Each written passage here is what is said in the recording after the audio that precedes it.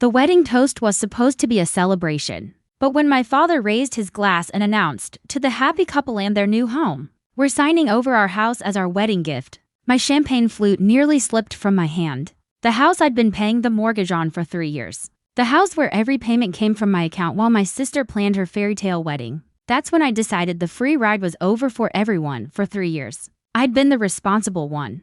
When Dad lost his job during the pandemic and Mom's medical bills piled up, I stepped in. "It's just temporary," Mom had promised, tears in her eyes. "We'll pay you back every penny." So I did what any good daughter would do. I set up automatic transfers from my account to theirs, $2,500 every month, covering the mortgage, property taxes, and insurance. I watched my own savings stagnate while I paid for a house I didn't live in. Meanwhile, my sister Chloe lived her best life.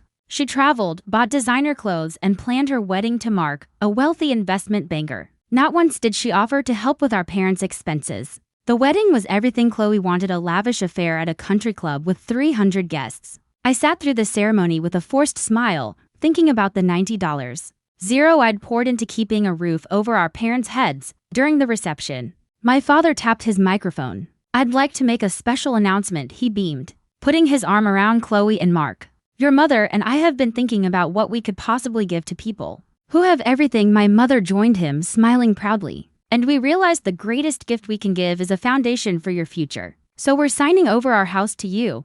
Consider it our wedding present." The crowd erupted in applause. Chloe burst into happy tears, hugging our parents. I sat frozen, the piece of wedding cake in my mouth turning to ash. My husband, David, squeezed my hand under the table. "Did they just?" he whispered, horrified. I nodded, unable to speak. "They'd just given away the house I'd been paying for. The house that contained every sacrifice I'd made for 3 years." As the applause died down, I stood up. The microphone was still on the table. I picked it up. "That's a beautiful gift," I said, my voice surprisingly steady. "There's just one problem. Or rather, 90,000 problems." Every head in the room turned toward me. The silence was deafening. My father's smile tightened. "Alex, honey, maybe this isn't the— I've been paying the mortgage on that house for 36 months. I continued, cutting him off. $2,500 every month. That's $90,000 of my money that's been paying for the house you just gave away." The gasps were audible. Chloe's perfect smile vanished. "What is she talking about?"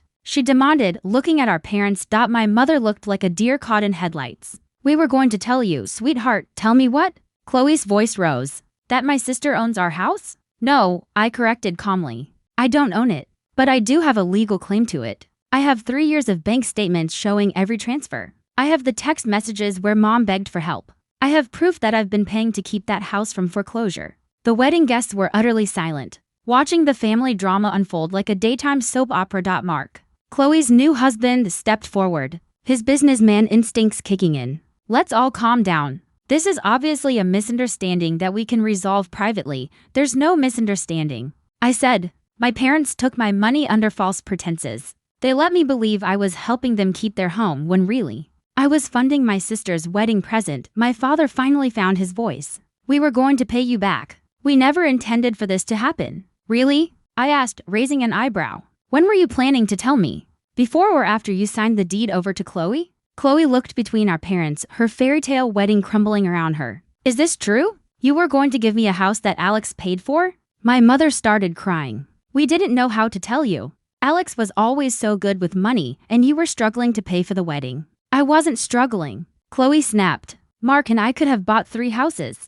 Why would you take money from Alex?" That was the question I'd been asking myself for the past 5 minutes. Why had they chosen to betray the daughter who had sacrificed for them, in favor of the daughter who had only ever taken? David stood up beside me, a solid presence of support.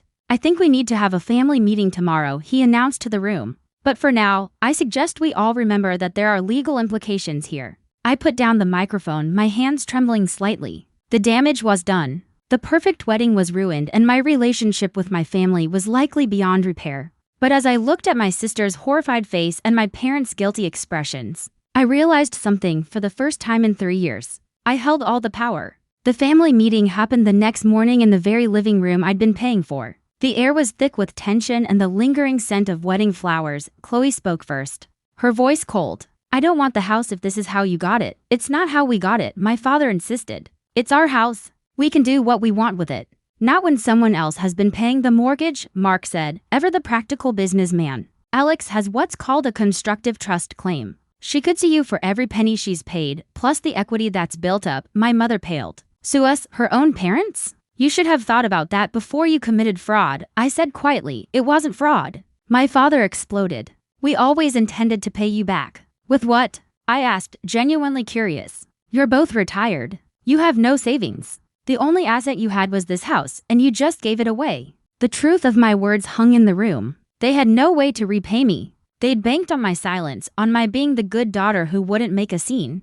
Chloe stood up, pacing the room. I can't believe this. My wedding is ruined. My marriage starts with this mess, and my sister hates me. I don't hate you, I said, surprising myself with the truth. I'm angry at our parents. They played us against each other. They made me the bank and you the princess. So what happens now?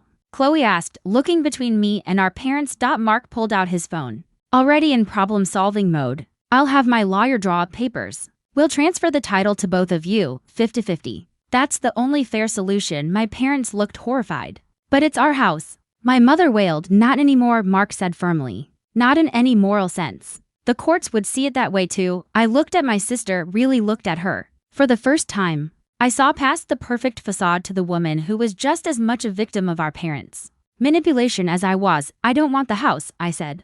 All eyes turned to me. What? Chloe asked, confused. I don't want to own this house with you. I want my money back. All $90,000, plus the 3% interest I would have earned if I'd invested it. My father sank into his chair. We don't have that kind of money. Then you'll have to get a reverse mortgage, I said. Or sell the house and give me my share. Or Chloe and Mark can pay me out of their considerable resources. Mark nodded slowly. That's actually reasonable. We can do that, but where will we live? My mother asked, her voice small. That's not my problem, I said. The words feeling both cruel and liberating. You should have thought about that before you tried to give away a house you couldn't afford. I stood up, the conversation clearly over. You have 30 days to get me my money. After that, I filed a lawsuit. As I walked to the door, Chloe followed me. Alex, wait, I turned, expecting more drama. I'm sorry, she said, and for the first time, it sounded genuine. I didn't know. I would never have accepted the house if I'd known. I believe you, I said. And I did. The betrayal still stung, but the target had shifted. This wasn't about sisters competing anymore. This was about parents who had fundamentally failed at fairness. They paid, of course they paid. Mark transferred the full $92,700 including interest to my account within the week. He said it was the cheapest way to avoid family drama and legal fees. My parents kept the house. But things were never the same. The illusion of the perfect family had been shattered. Chloe and I developed an awkward but honest relationship, built on the rubble of our parents' deception. I used part of the money as a down payment on a beautiful condo for David and me. The rest I invested, finally building the financial security I'd delayed for 3 years. My parents and I entered family therapy. It was there that the full truth came out. They had always been intimidated by my competence and independence while they felt needed by Chloe's apparent helplessness. Giving her the house was their way of feeling important. It wasn't a good excuse, but it was an explanation. Chloe and Mark bought their own stunning home 6 months later. Interestingly, she didn't invite our parents to help decorate. Some trusts, once broken, can't be fully repaired. The funny thing about setting boundaries is that it teaches people how to treat you. After the great house debacle, as David calls it, my parents started treating me with a new respect. They asked before borrowing money, small amounts, always repaid. They considered my feelings before making plans. It wasn't the relationship I dreamed of, but it was honest. A year after the wedding incident, I was cleaning out my home office when I found the folder with all the mortgage payment records. I thought about shredding them, but instead, I put them in a box in the basement. They weren't a symbol of betrayal anymore. They were a reminder, a receipt for the price I paid to learn my own worth today. My relationship with Chloe is surprisingly strong. We meet for coffee every other week, and we've built a connection that exists outside our parents' manipulation. She recently confessed that she'd always felt pressure to be the needy one, because it was the only way to get our parents' attention. My parents still live in the house. They're quieter now, more humble. The grandiose gestures are gone, replaced by simple, genuine interactions. We have Sunday dinners sometimes at my place or theirs. The conversations are real now, not performances. I learned that sometimes the people who are supposed to protect you are the ones you need protection from. And that family isn't about blood, it's about who shows up for you, who respects you, And who values your worth? The $92,700 was just money. The real value was what I gained: self-respect, boundaries, and the knowledge that I would never again let anyone treat my kindness as a weakness. And every time I make the mortgage payment on my own beautiful condo, I smile. This house is truly mine, paid for with truth, self-respect, and the hard-earned wisdom that some gifts come disguised as betrayals.